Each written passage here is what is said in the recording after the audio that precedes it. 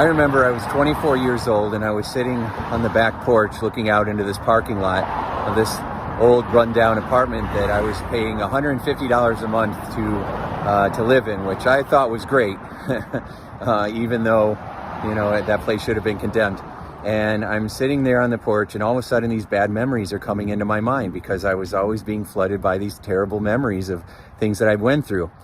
So this particular memory was, I was like 16 years old. It was the first girl that I ever really liked. I had a crush on. She was from out of town, so she comes into town, and we decide we're going to go on this date. And I'm going to take her for a walk, right? And so I go to pick her up. I'm all excited, super ready to go.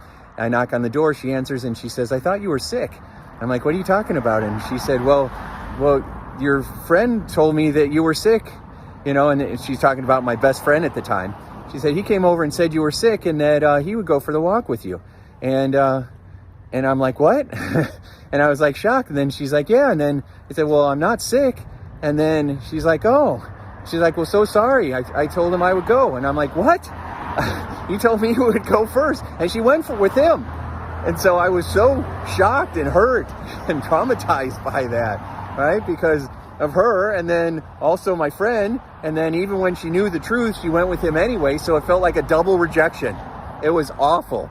And then I was so angry at him, I was so angry at her, I was just so upset at myself because I felt like I should have done something else, even though, what am I supposed to go beat him up, or go yell at her, or what was I supposed to do, right? I remember, I think I just went home and went in my room and probably just freaked out and cried.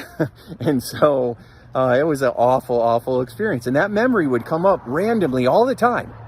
It would just pop up all the time, and I would get that feeling of being betrayed, and then you can't trust people. And then I had terrible relationships because I didn't trust anybody, and I thought they were just going to hurt you. And so it was a real mess. And I remember sitting on that porch one day, and I had been working on learning my hypnotherapy and going through school for psychology and reading all these books on how to use the power of your mind to create your life by design. And all of a sudden, I got this idea that instead of getting angry at him, what I would do is I would have him apologize to me. I don't know where this thought came from, but it was just the idea of, well, what do you need from him so that you can let this go? What do you need from the situation? And then the thought was, well, you don't need him to actually do the right thing for you to get what you need. Because a lot of times we think that we need other people to act a certain way, and some of those people are never going to act that way. They're too immature, they're too emotionally not intelligent, or they're too wounded, or they're too clueless. They don't have enough self-awareness to even acknowledge or own their actions. So they're never going to give you what you want, but you don't need them to. You can give it to yourself, and that will set you free. And it works, because I did it for myself, and I've done it with tens of thousands of people, and it works. It absolutely does. 100% works. So what I did was, in my mind, I started imagining confronting him and him begging for forgiveness, right? For him saying, I'm so sorry, and I'm ashamed of myself, and I hate it that I did that, and it's awful. And then I had her apologize to me as well. And I had both of them groveling and begging for my forgiveness. And then at first I was like, screw you, I'm not forgiving you, right? I'm going to hang on to that. But I found that hanging on to that anger wasn't hurting them, it was hurting me. It's like I'm holding this big rock. They're not holding the rock, I am, right? And I realized, well, I don't want to hang on to this anymore. So I threw the rock down and I said, I forgive you. And as soon as I forgave them, because they're young and silly and, dumb, we were 16, right? So I forgave him. And when I forgave him, it was like I set the rock down. I felt the freedom. I felt the peace. I felt the sense of ease. It had nothing to do with them or what they felt. I have no idea what they felt or what they were thinking or how they could even live with themselves, right? Or if they even thought about it anymore. Who knows?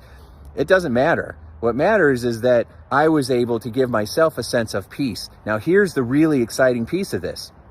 When I forgave them, that feeling never came back. What? That's the thing.